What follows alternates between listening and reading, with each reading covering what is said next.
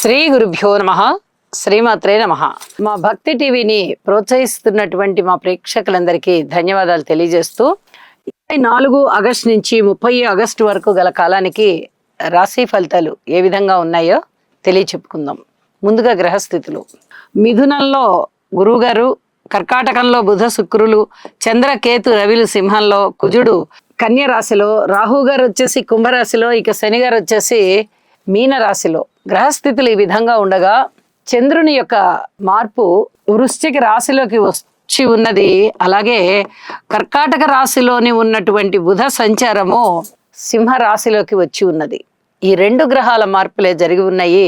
ఇక గ్రహ సమ్మేళనాల యొక్క పరిస్థితి ఏమిటి అంటే, బుధ శుక్రుల యొక్క కలయిక సున్నితమైనటువంటి ప్రవర్తన, చక్కటి ఆలోచన విధానము, అలాగే సునిశ్చితమైనటువంటి పరిశీలన, వీటన్నిటికీ కూడా కారణమవుతూ ఉంటుంది.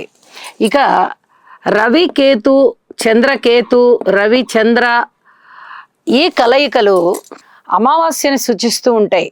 రవిచంద్రులు ఇద్దరు ఒకటే రాశిలో ఉండడం, అది త్రయోదశి, చతుర్దశి అమావాస్య లేదా అమావాస్య, పాడ్యమి, విదియ ఈ రకమైనటువంటి తిథులని సూచిస్తూ ఉంటుంది.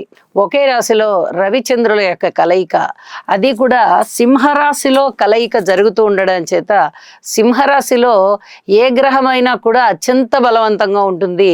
ఇక్కడ రాశ్యాధిపతి రవి అవుతూ ఉండడము, అలాగే చంద్రునితో కలిసి కేతువుతో కలిసి ఉండడము అత్యంత బలమైనటువంటి పరిస్థితులు ఉంటాయి, ఆలోచన విధానం ఉంటుంది అని చెప్పి తెలియచేస్తూ ఉన్నాను. ఇక వారాంతంలో రవికేతు బుధుల యొక్క స్థితి వచ్చింది. చంద్రుని యొక్క స్థితి వెళ్ళిపోయి బుధుని యొక్క సంచారం వచ్చింది. అయితే రవి బుధ సంచారము ఇక్కడ బుధ ఆదిత్య యోగంగా తెలియజెప్పచ్చు. అలాగే బుధ కేతువుల యొక్క స్థితి కూడా కొంచెం ఏదన్నా చిన్నపాటి అనారోగ్యాలకు దారితీస్తుందా అనేటటువంటి ప్రభావం. ఎందువల్ల అంటే రాహు గారి యొక్క దృష్టి సోకుతుంది కాబట్టి అని చెప్పి తెలియచేస్తూ ఉన్నాను. ఇక గ్రహాల యొక్క దృష్టుల్ని మనం తీసుకున్నట్టయితే, గురువు గారి యొక్క 5వ దృష్టి కానీ, 7వ దృష్టి కానీ, 9వ దృష్టి కానీ కేవలం రాసుల మీదనే పడుతూ ఉన్నది. అలాగే శని గారి యొక్క 3వ దృష్టి, 10వ దృష్టి కేవలం రాసుల మీదనే పడుతూ ఉంది. అలాగే కుజుని యొక్క 4వ దృష్టి రాశి మీద పడుతోంది. 7వ దృష్టి శని గారి మీద, శని గారి యొక్క 7వ దృష్టి కుజుని మీద. ఈ పరస్పర వీక్షణ కొన్ని ఉపద్రవాలకి దారితీస్తుంటుంది. యాక్సిడెంట్స్కి సూచన, అలాగే అనారోగ్యానికి సూచన, ప్రయాణాలకి సూచన, ప్రమాదాలకి సూచన, హృద్రోగాలు ఇలాంటి వాటన్నిటికీ సూచన కలగజేస్తూ, భూమికి సంబంధించిన తగాదాలు, ఆస్తికి సంబంధించిన తగాదాలు, అన్నదమ్ములకు సంబంధించిన తగాదాలు, రాజకీయంగా కూడా కొన్ని ఇబ్బందులు వచ్చేటటువంటి పరిస్థితి, రాజకీయ నాయకులకి అంతగా బాగుండకపోవడము, ఇలాంటివన్నీ కూడా సూచన చేస్తూ ఉంటాయి. ఈ శని కుజుల యొక్క పరస్పర దృష్టి అసలు మంచిది కాదు.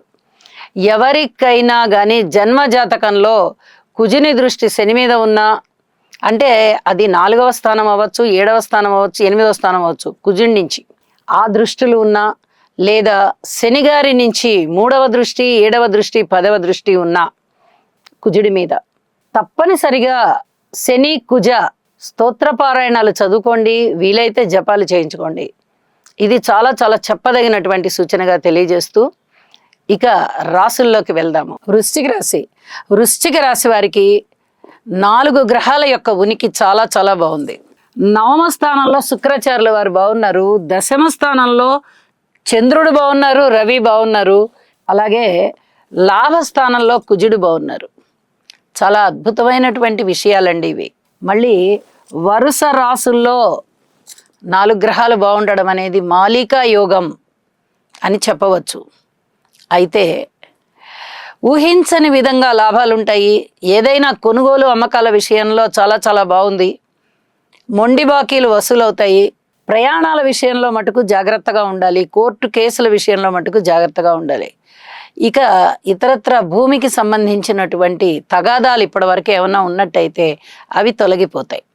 కోర్టు కేసులు ఉన్నట్టయితే కొంచెం మళ్ళీ పంచాయతీలు ఎక్కువ అవుతాయి. కానీ కోర్టు కేసు కాకుండా అది ఊరికే మామూలుగా వ్యక్తుల మధ్య మాత్రమే ఉన్నట్లయితే ఆ తగాదా తీరిపోతుంది అని చెప్పొచ్చు. ఉద్యోగ జీవితంలో చాలా చాలా ప్రశాంతత ఏర్పడుతుంది, ఉన్నతి ఏర్పడుతుంది, సంతృప్తి ఏర్పడుతుంది. అలాగే ఇంక్రిమెంట్లు కూడా వస్తాయి. మీ పనితనానికి, మీ నైపుణ్యానికి మంచి ప్రశంసలు అందుకుంటారు. అలాగే విలువైనటువంటి ఆభరణాలను కొనుగోలు చేస్తారు. పితృవర్గ రీత్యా కూడా చాలా బాగుంది అని చెప్పచ్చు. ఇక కుటుంబంలో కానీ, అన్నదమ్ములతో కానీ, మాతృవర్గ రీత్యా కానీ, సంతాన రీత్యా కానీ, రుణాల రీత్యా కానీ, ఇవన్నీ కూడా కొంచెం జాగ్రత్తగా ఉండవలసినటువంటి అంశాలు. అలాగే భార్యాభర్తల అన్యోన్యత పట్ల కూడా జాగ్రత్తగా మెసలండి. వ్యాపార భాగస్వాములైనా, జీవిత భాగస్వాములైనా, ఉద్యోగంలో ఉండేటటువంటి తోటి ఉద్యోగస్తులైనా ఇవి జాగ్రత్తలు మటుకు పాటించుకుంటూ వెళ్ళండి. ఇది చాలా చెప్పదగినటువంటి సూచన. నవగ్రహ స్తోత్ర పారాయణాలు చేసుకోండి. నవధాన్యాలు దానం ఇవ్వండి. వారాంతంలో మారినటువంటి గ్రహస్థితుల రీత్యా రాశిలోకి చంద్రుడు వచ్చి ఉన్నారు. ఇది చాలా శుభ పరిణామం. శుభకార్యాల పరంపర జరుగుతుంది. అలాగే శుభకార్యాలలో మీరు పాల్గొని ప్రధాన భూమిక పోషిస్తారు. దశమ స్థానంలోకి బుధుడు వచ్చి ఉన్నారు. ఇక్కడ బుధాదిత్య యోగం పడుతోంది. అనుకూలమైనటువంటి ఉద్యోగ జీవితం ఉంటుంది అని చెప్పి తెలియజేస్తూ ఉన్నాను. ఇక విద్యార్థుల విషయంలో కానీ, వ్యవసాయదారుల విషయంలో కానీ, స్త్రీల విషయంలో కానీ, ఎవరైనా సరే, ఏ అంశమైనా సరే పూర్తి ఓర్పు కలిగి ఉంటూ మీ పనిలో మీరు కృషి చేసుకుంటూ వెళ్ళండి అని చెప్పి సూచన చేస్తూ ఉన్నాను. శుభం. చంద్రగ్రహ అనుకూలత కొరకు దధిశంక తుషారాభం క్షీరోదార్ణవ సముద్భవం నమామి శశినం సోమం శంభోర్మకుటభూషణం. ఓం శ్రాం శ్రీం శ్రౌం సహ చంద్రాయ నమః. శుక్రగ్రహం యొక్క అనుకూలత కొరకు హిమకుంద మృణాళాభం దైత్యానాం పరమం గురుం సర్వశాస్త్ర ప్రవక్తారం భాగం ప్రణమామ్యహం. ఓం ద్రాం ద్రీం ద్రౌం సహ శుక్రాయ నమః. రవిగ్రహ అనుకూలత కొరకు జపాకుసుమ సంకాశం కాశ్యపేయం మహాద్యుతిం తమోరిం సర్వపాపఘ్నం ప్రణతోస్మి దివాకరం. ఓం హ్రాం హ్రీం హ్రౌం సహ సూర్యాయ నమః.